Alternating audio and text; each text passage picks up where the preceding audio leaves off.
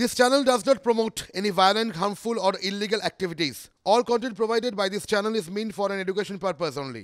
এই মুহূর্তের বড় খবর, সিএএ ইস্যু গড়ালো সুপ্রিম কোর্টে। সিএএ এর বিরুদ্ধে সুপ্রিম কোর্টে গেল মুসলিম লীগ এবং ডিওয়াইএফআই। জ্যোতির্ময় রয়েছেন আমাদের প্রতিনিধি, আরো বিস্তারিত জানাবেন। জ্যোতির্ময়, কি খবর রয়েছে? দেখো, এক্ষেত্রে যে খবর আমরা পাচ্ছি, আপাতভাবে আইইউএমএল তারা সুপ্রিম কোর্টের দ্বারস্থ হয়েছে এবং এই সংগঠন, আসামের সংগঠন, বারবার ধরে যে বিষয়টির দিকে আমাদের নজর ছিল যে সিএএ কে ঘিরে আসাম উত্তপ্ত হয়ে ওঠার সম্ভাবনা রয়েছে এবং গতকাল ইতিমধ্যেই স্টুডেন্টস অর্গানাইজেশনগুলি আজ তারা ধর্মঘটের ডাক দিয়েছে এবং এক্ষেত্রে সরকার তারা কিছুটা নিরপেক্ষ ভূমিকা তারা এক্ষেত্রে পালন করছে।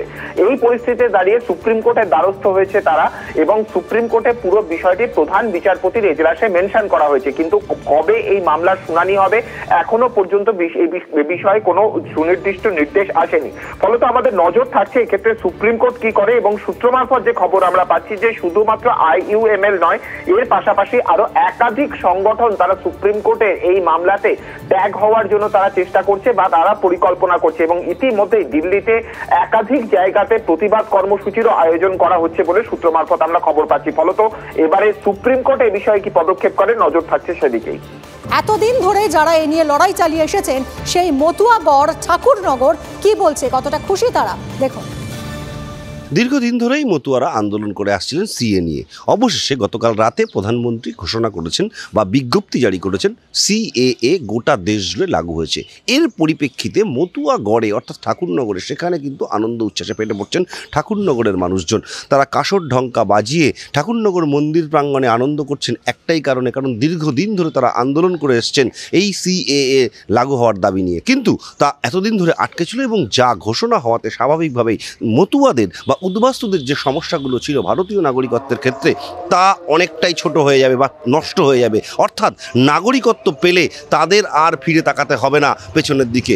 এই কারণেই আনন্দ উচ্ছ্বাসে যেমন ফেটে পড়ছেন, পাল্টা মমতা বালা ঠাকুর তিনি আবার বলছেন যদি কোনো শর্ত সাপেক্ষ বিষয় হয় সেক্ষেত্রে কিন্তু তারা আবারও আন্দোলনে নামতে পারে। অর্থাৎ সিএএ ইস্যু এখানেই শেষ হচ্ছে না নতুন করে আবার একটা আন্দোলনের সূচনা হচ্ছে, সেই প্রশ্ন কিন্তু থেকেই যাচ্ছে। টিভি9 বাংলার জন্য সুকান্ত মণ্ডলের সঙ্গে দীপঙ্কর দাসের রিপোর্ট, উত্তর চব্বিশ পরগনা। উচ্ছ্বাসে মেতেছে ঠাকুরনগর, মতুয়াগড়, কিন্তু উত্তরের ছবিটা ঠিক কি, কতটা খুশি সেখানকার বাসিন্দারা, দেখুন। লোকসভা নির্বাচনের আগে সিএএ চালু হওয়া কার্যত কেন্দ্র সরকারের মাস্টার স্ট্রোক।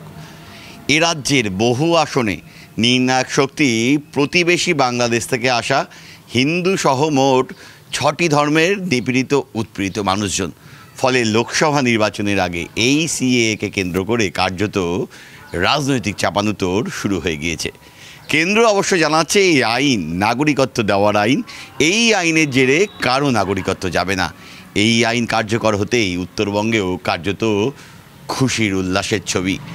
বহু মানুষ রাস্তায় নেমে ঢাকঢোল পিটিয়ে জানাচ্ছেন এবার তারা এদেশের বৈধ নাগরিকত্ব পেলেন এবং মর্যাদা পেলেন। ক্যামেরায় দীপায়নের সঙ্গে প্রসেনজিৎ, টিভি9 বাংলা, শিলিগুড়ি।